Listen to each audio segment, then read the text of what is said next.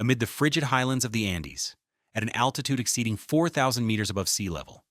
There lies a place where the wind blows day and night, weaving through colossal stone blocks scattered across the earth. The locals call it Puma Punku, the gateway of the snow lion. But to scientists, this place is a living paradox. The stones here weigh tens, even hundreds of tons, carved with precision down to the millimeter sharp, smooth, perfectly symmetrical, as if crafted by a 21st century CNC machine. There is only one catch: these stone blocks were erected over 1,000 years ago, by a civilization without wheels, without steel, without machinery. When the Spanish first set foot here, they could not believe their eyes. A priest in the expedition wrote in his journal, "If this is the work of human hands, then those hands were surely guided by gods." Over 500 years later, science has yet to prove him wrong. Puma Punku is part of the Tiwanaku complex, located near Lake Titicaca, considered the cradle of many ancient South American civilizations, according to carbon dating. This structure was built around 530 AD, centuries before the rise of the Inca. Yet even the Inca, master stone builders of the Andes, admitted they did not know how Puma Punku was created. What remains today are mere ruins, hundreds of andesite and red sandstone blocks scattered across an area spanning nearly 150 hectares. Each block is the size of a bus, weighing between 20 and 130 tons, with surfaces polished so flat they reflect light evenly, like a mirror. Geologists confirm that these stones were not sourced locally. They were transported from quarries over 10 kilometers away, across treacherous hilly terrain, a task that even modern heavy machinery would struggle to accomplish. What baffles archaeologists most is the precision of every detail. Many stones bear perfectly cylindrical boreholes, uniform in diameter and depth as if made with high-speed steel drills. Some blocks have symmetrical grooves, locking slots, and pins fitting together like mechanical modules when scanned with lasers. The parallel lines on their surfaces show consistent micro-oscillations, a hallmark impossible to achieve with hand tools. Notably, the Tiwanaku left no tools capable of such cuts. No bronze saws, no drills, no materials harder than andesite. So how did they do it? Some archaeologists suggest they used bronze cords and abrasive sand, but laboratory recreations have failed. The results are always rough, uneven cuts, incapable of matching the flatness and angular precision found at Puma Punku.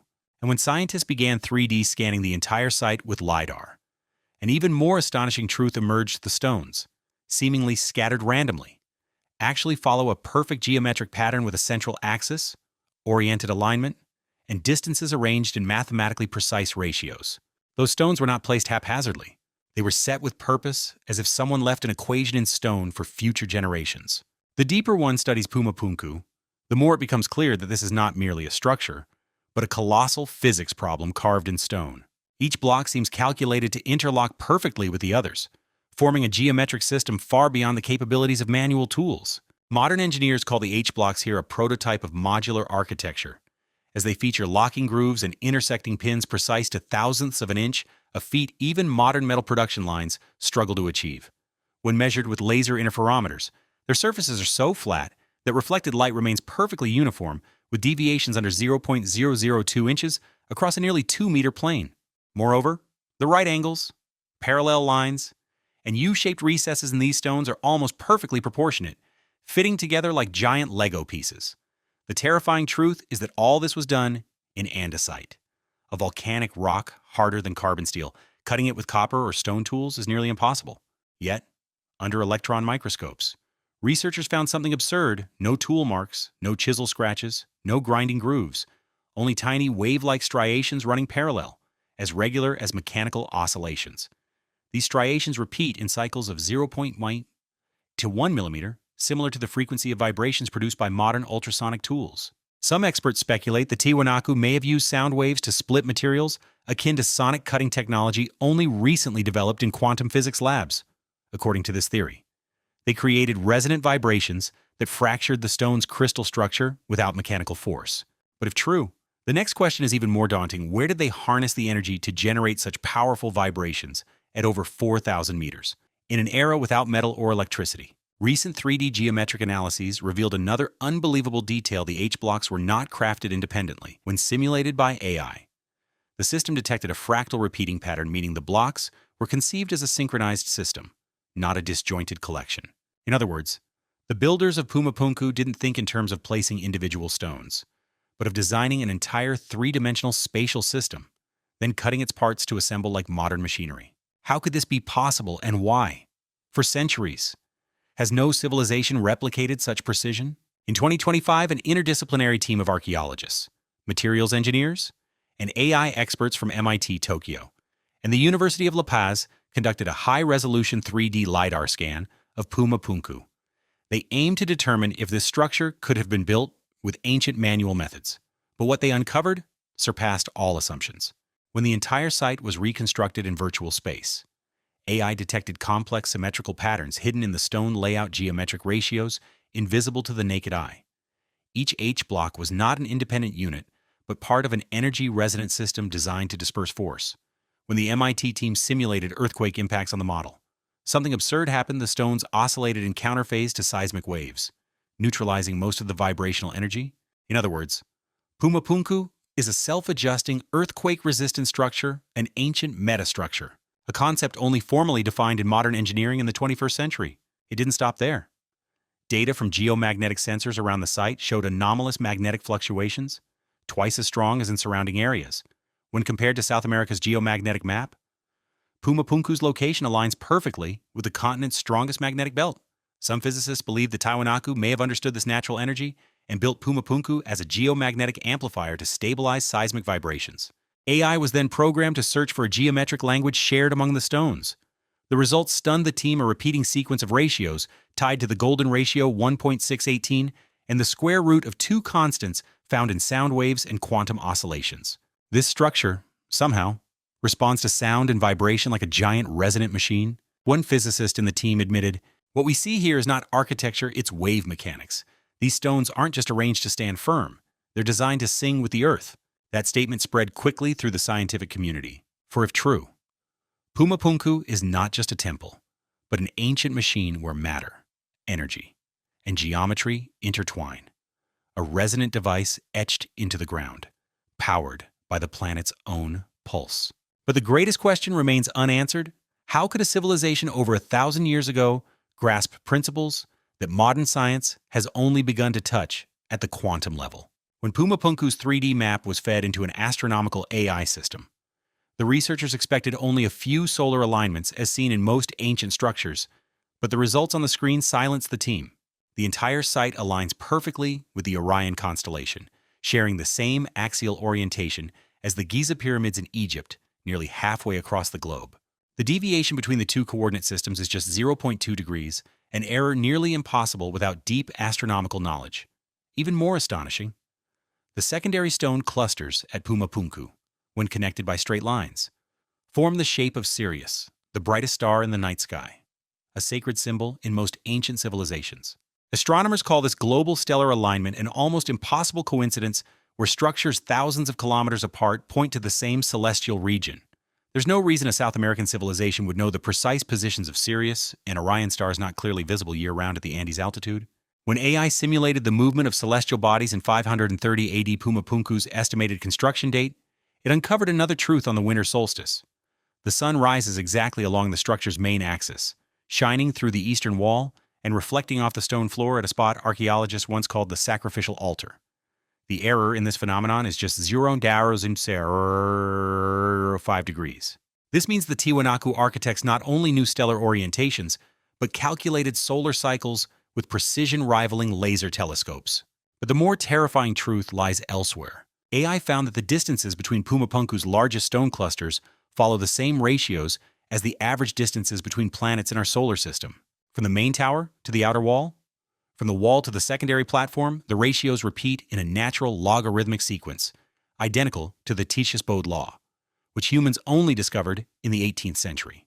Could Puma Punku be more than a temple, a miniature model of the cosmos, where the ancients recreated celestial movements to connect Earth to the heavens? The surviving carvings on the stones support this hypothesis. Many symbols are concentric spirals, repeating triangles, and intersecting ellipses precisely depicting the torus energy model, the energy field shape of every planet. In the late afternoon sunlight, these carved grooves reflect golden light like orbits, creating an eerie sensation as if the entire structure is moving, slowly, in rhythm with Earth's rotation. A NASA researcher wrote in a report, Puma Punku wasn't built just to stand on the ground. It was programmed to converse with the sky, Perhaps the Tiwanaku didn't just look to the stars and worship, they brought them to Earth, making the heavens their foundation. As archaeological, geometric, and astronomical evidence led to dead ends, researchers began looking to the sky where the ancient Tiwanaku believed their origins lay, in Andean legend. The god Viracocha is described as he who came from the sea of stars, with radiant skin and eyes like fire, bearing knowledge of metal, agriculture, and how to build walls that sing. The locals say Viracocha left after completing the structure, promising to return when humanity is ready to understand the language of stone. Modern archaeologists often view this as religious symbolism, but those who dig deeper notice parts of the story align eerily with physical reality. The walls of Puma Punku do seem to sing. They emit resonant vibrations when struck by sound waves or strong winds. Seismometers have recorded low-frequency oscillations at 8 Hz, nearly matching Earth's Schumann resonance. Modern researchers call this the Tiwanaku paradox, the contradiction of a civilization without writing or wheels creating architecture requiring advanced knowledge of resonance, spatial geometry, and energy. The ancient alien hypothesis, once dismissed as fringe, has resurfaced in recent scientific conferences. As AI shows Puma Punku's geometric design partially matches oscillations in Earth's magnetic field. Some experts suggest the structure could be a planetary energy regulator or a cosmic communication station that ancient humans operated under guidance without fully understanding it. If true, the Tiwanaku were not just builders, they were chosen to preserve the universe's formula. And Puma Punku, perhaps, was not built to worship gods, but to call them back. When studying Tiwanaku's history, archaeologists uncovered something almost absurd. There is no technical evolutionary curve leading to Puma Punku. Before it, Tiwanaku structures were simple mud brick foundations. Afterward, the entire civilization vanished without leaving any trace of technical successors. No evidence of stone workshops, no tools, no records. Only the andesite blocks, weighing hundreds of tons, lie silent on the highland, as if the knowledge that created them vanished overnight. Puma Punku's emergence defies every known law of technological development. It's like a brilliant flash in the darkness of history, then extinguished, leaving nothing but questions. Some scholars call this the Tiwanaku singularity, a singular point in human knowledge, where an advanced level appeared and vanished without roots. When the Inca arrived centuries later, they still regarded Puma Punku as the work of gods, Bugan touching or altering it. The ruined walls were left intact as a reminder that there was once a time when someone understood the laws of stone, sound, and the cosmos better than we do today. Perhaps that is the most terrifying thing about Puma Punku. Not that it exists, but that it leaves no trace to suggest humans truly created it. Nearly a millennium after the Tiwanaku vanished, Puma Punku still forces scientists to question the limits of human knowledge. In the AI era, when technology surpasses the wildest dreams of the last century, those questions remain unanswered. In 2025, a team from MIT and the University of La Paz reconstructed Puma Punku using quantum geometry AI, a system previously used to simulate particle resonance in subatomic physics. The results were unbelievable. AI found that each stone in Puma Punku vibrates at a unique frequency, but when assembled, they form a composite resonant wave matching Earth's Schumann frequency, 7.83 Hz. In other words, this structure doesn't just stand, it breathes with the planet. When seismic waves pass through the area, the stones oscillate in counterphase, absorbing vibrational energy, a mechanism now called seismic resonance damping, only developed in 21st century engineering. Magnetic sensors around the site also detected low electromagnetic oscillations cycling every 11 minutes, matching the oscillation cycle of Earth's magnetosphere. Some physicists suggest Puma Punku may function as a natural geomagnetic amplifier, stabilizing seismic energy in the Andes. AI researchers call this geometric intelligence, a form of knowledge embedded in shapes, ratios, and resonance, requiring no language. And when they simulated the sound of wind passing through the stone gaps, AI found the resulting frequency spectrum mimics the alpha waves of the human brain, linked to meditative states and deep connection with nature. Could the Tiwanaku have understood what we're only beginning to sense, that the universe is built not just of matter, but of rhythm? On the Bolivian highland, where not a single tree stands, only wind and stone, Puma Punku remains unmoving, silent, like a reminder from a distant past. For thousands of years, people have come and gone.